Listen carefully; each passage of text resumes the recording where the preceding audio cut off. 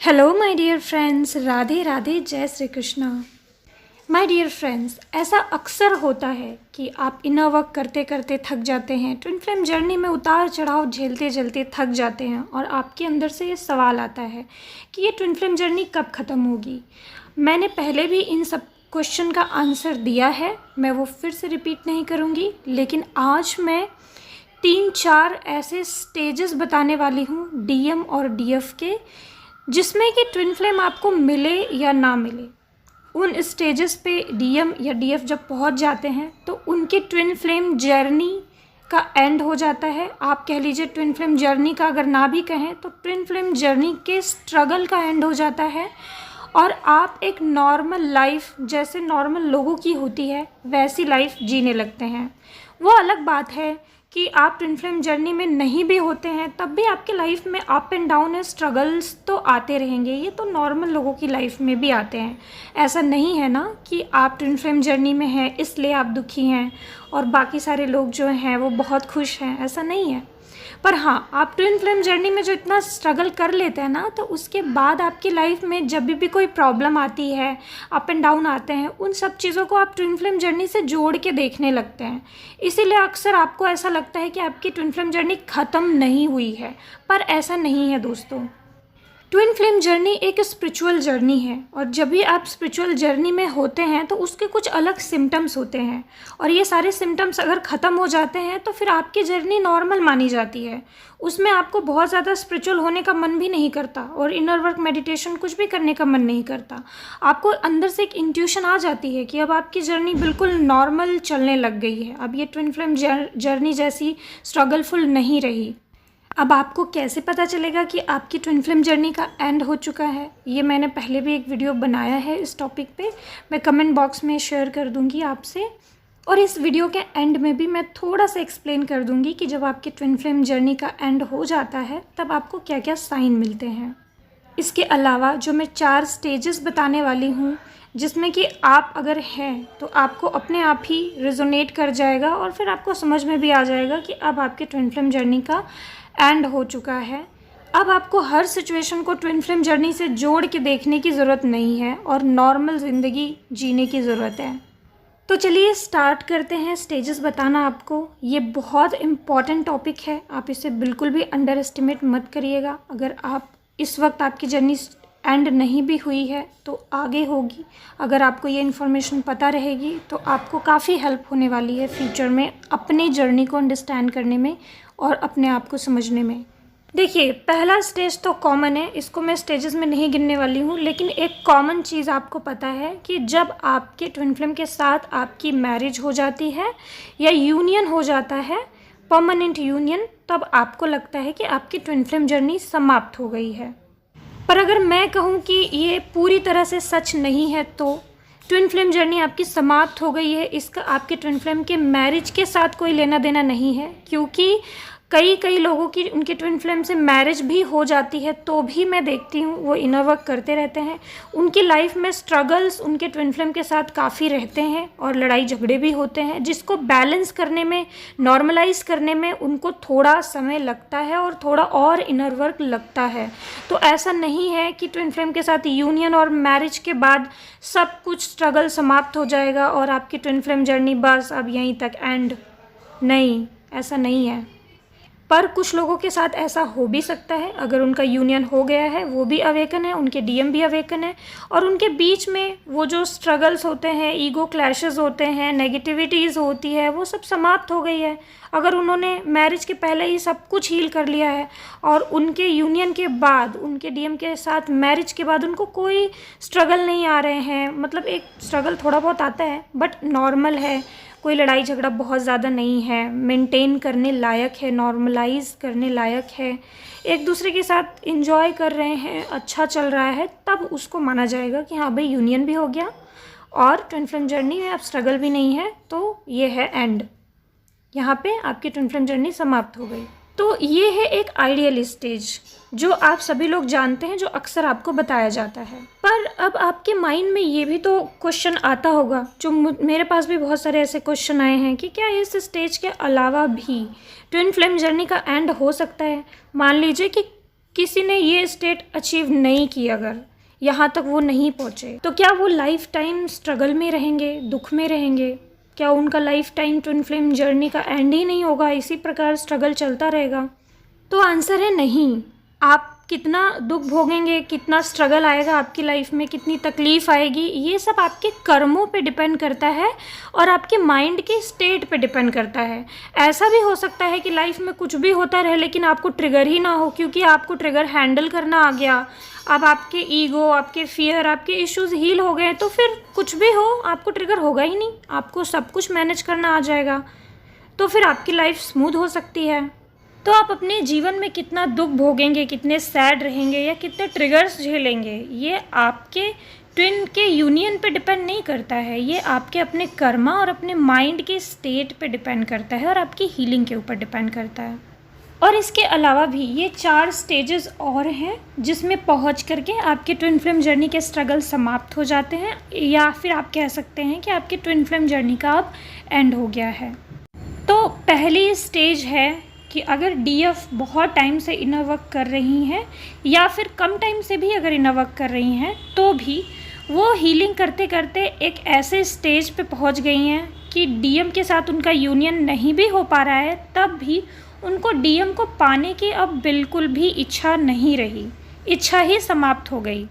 और आपकी बिल्कुल इच्छा समाप्त हो गई, ये कैसे पता चलेगा? ये छोटा मोटा इच्छा समाप्त होने को मैं नहीं कह रही हूँ, ये तब पता चलेगा जब आपके ट्विन ने आपको ये कह दिया कि वो आपके पास कभी नहीं आएगा, आपको तब भी ट्रिगर नहीं हो रहा है। आपका ट्विन कह रहा है मैं किसी से शादी कर लूँगा, आपको तब भी कोई फ़र्क नहीं पड़ रहा है। आपका ट्विन आपको कुछ भी बोल बोल के ट्रिगर कर रहा है, आपको कोई फ़र्क नहीं पड़ रहा है, उसके आने जाने से, उसके आपके लाइफ में होने नहीं होने से आपको कोई फ़र्क ही नहीं पड़ रहा है। आप बिल्कुल अंदर इतनी बैलेंस स्टेट में आ गए हो कि अब आपको समझ में आ गया है कि ट्विन फ्लेम को चेज़ नहीं करना है या ट्विन फ्लेम के पीछे भागने से कोई मतलब नहीं है, हमें भगवान के पीछे भागना है या अपने आप को फाइंड करना है। अब अंदर एक ठहराव आ गया है, तो उस केस में आपकी सारी लर्निंग लगभग हो जाती है और आपकी फिर ट्विन फ्लेम जर्नी के सारे स्ट्रगल, ट्रिगर सब समाप्त हो जाते हैं।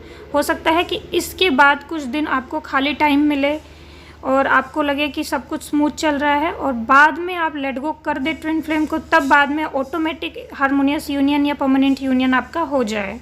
पर इसके पहले ही जब ट्विन फ्लेम जर्नी के सारे स्ट्रगल समाप्त हो जाते हैं, आपको कोई ट्रिगर नहीं हो रहा है ट्विन फ्लेम से, तब भी आप ये मान सकते हैं कि अब आपकी ट्विन फ्लेम जर्नी समाप्त हो गई है। इस स्टेट में आपको बहुत ज़्यादा इनर वर्क करने का भी मन नहीं करता, क्योंकि डीएम को पाने की इच्छा भी नहीं रही, तो अब आप बहुत ज़्यादा डेस्परेटली डीएम को पाने के लिए कोई इनर वर्क नहीं कर रहे होते हैं, सिर्फ अपने आप को पीसफुल रखने के लिए और ईश्वर की भक्ति आप कर रहे होते हैं।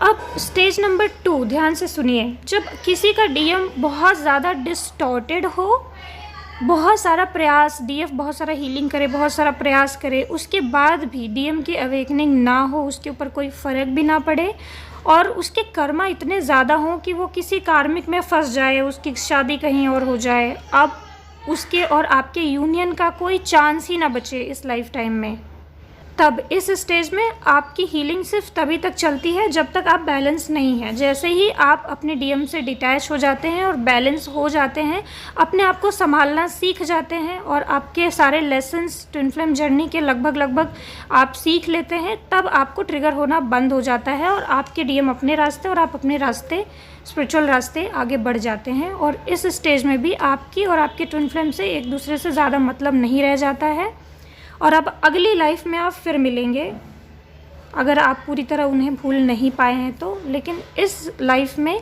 आपके और उनके बीच के ट्रिगर समाप्त हो जाते हैं, ज़्यादा एक दूसरे से मतलब भी नहीं रहता, दोनों अपनी अपनी ज़िंदगी में आगे बढ़ते हैं।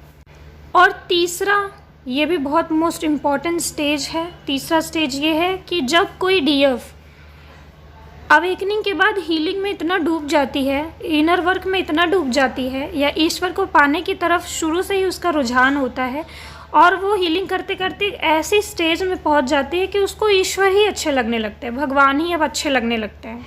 अब उन डीएफ को बहुत ज़्यादा ट्रिगर वाली लाइफ या दुख वाली लाइफ अच्छी नहीं लगती, कोई भी उनको ट्रिगर कर रहा होता है तो वो उससे दूर रहना और भगवान के करीब रहना ज़्यादा पसंद करने लगती हैं।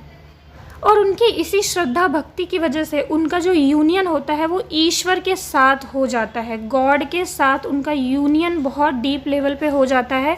तो उनको अंदर ही अंदर एक कंप्लीटनेस, एक परम शांति की अवस्था, परम आनंद वाली अवस्था में वो चली जाती हैं। इस स्टेज में पहुंचने के बाद उनके स्ट्रगल लाइफ के समाप्त हो जाते हैं, उनकी सारी इच्छाएं, लगभग ट्विन फ्लेम को पाने की भी इच्छाएं समाप्त हो जाती हैं, उनकी लाइफ के ट्रिगर भी समाप्त हो जाते हैं और उनको कंप्लीट फील करने के लिए उनके ट्विन फ्लेम की भी उन्हें अब आवश्यकता नहीं रह जाती, क्योंकि वो भगवान के साथ कंप्लीट अब महसूस कर रही होती हैं।